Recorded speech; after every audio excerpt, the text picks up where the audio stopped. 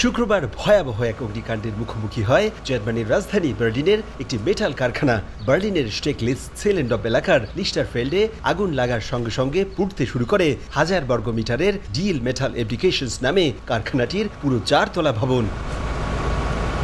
কারখানার ভেতরে থাকা পণ্য উৎপাদনে ব্যবহৃত মজুদ থাকা কুপার সায়ানিড ও সালফারিক অ্যাসিডের মতো রাসায়নিক বস্তুতে আগুন ধরে যায়। এতে কালো ধোঁয়ায় ছেয়ে যায় আশপাশ।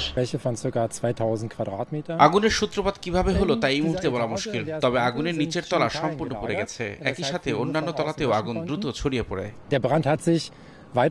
অগ্নিকাণ্ডের স্থল থেকে বিষাক্ত ধোঁয়া ছড়িয়ে পড়ার কারণে বন্ধ করে দেয়া হয় স্থানীয় একটি স্কুল। স্থানীয় বাসিন্দাদের দরজা জানালা বন্ধ রাখার নির্দেশ দেওয়া হয়েছে। কারখানাটি মেটাল জাতীয় দ্রব্য, বিশেষ করে গাড়ির যন্ত্রাংশ ও অস্ত্র তৈরিতে ব্যবহৃত নানা অংশ তৈরি করে থাকে। কিভাবে আগুনের সূত্রপাত তা তদন্ত করছে স্থানীয় পুলিশ।